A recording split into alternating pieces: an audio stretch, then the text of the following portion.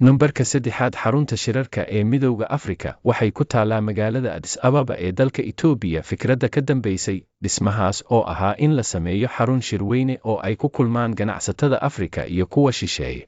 Dhismahan ayaa ku kacaya ilaa 200 oo milyan oo dollar. Assalaamu calaykum asxaabta, waan idin salaamay. Haddaad nagu cusub tihiin subscribe noo saara. Haddaad nala joogteena leegta hanaga hastina maanta iyo 5 dhismo ugu qaalisan qaaradda Afrika.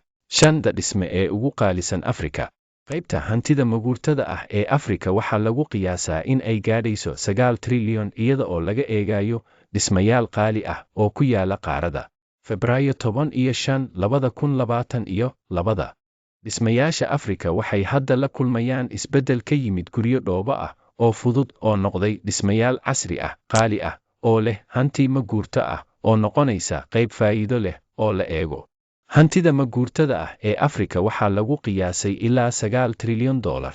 Sahaminta tani waxay keentay dhismayaal qaali ah oo Afrika ah. Hantida maguurtada ah ayaa lagu sheegaa in ay tahay hal qayb oo hantida maguurtada ah ay ku kaydsan karaan dad gaar ah oo hadda dowladaha quruumaha ay u adeegsadaan hanti urursi. Sida laga soo xigtay McKinsey, qiyaastii 3 meelood 2 meelood hantida adduunka ayaa lagu kaydiyaa hanti maguurto ah.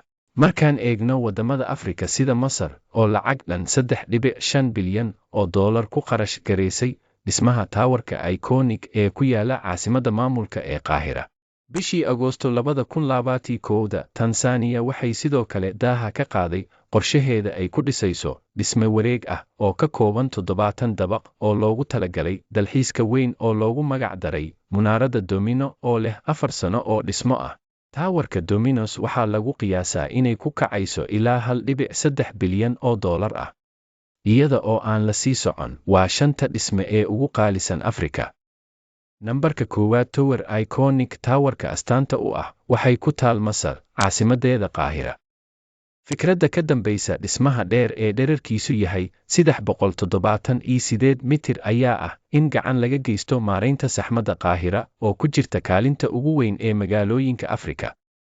Dhismaha taawarka Iconic ayaa la bilaabay bishii May ee sanadkii 2018 waxaana mashaariicdan ka shaqaynayay ilaa 5,000 oo shaqaale ah. Waxaana la sheegay in taawarku uu ka kooban yahay 80 dabaq, waxaana lagu hareerayn doonaa 20 dhismo. Wejigii koowaad ee dhismuhu waxa uu soo dhammaaday 27 Juune ee 2021 uu yahay la filayo in la dhammeeyo rubuci hore ee 2022. Munaaradda astaanta u ah ayaa qiimaheedu dhan yahay 3.5 bilyan oo dollar ah.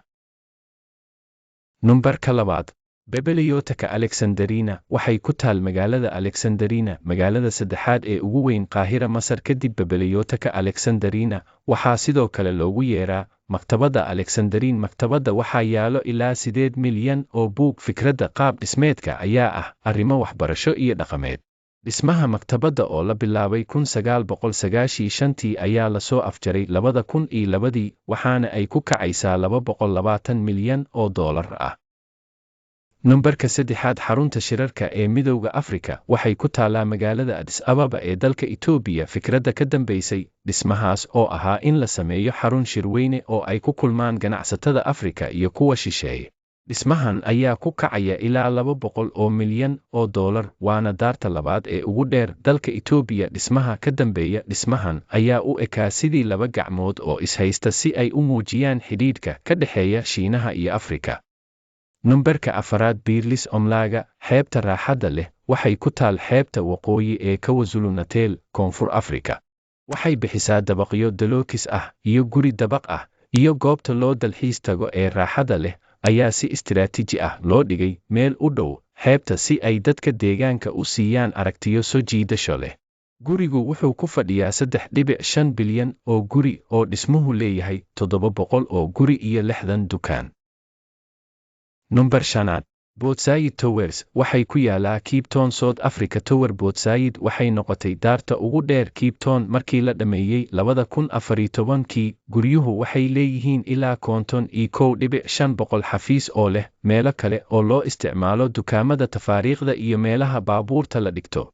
Taawarkan ayaa lagu qiyaasaa inay qiimihiisu dhan yahay 1.6 bilyan oo dollar ah.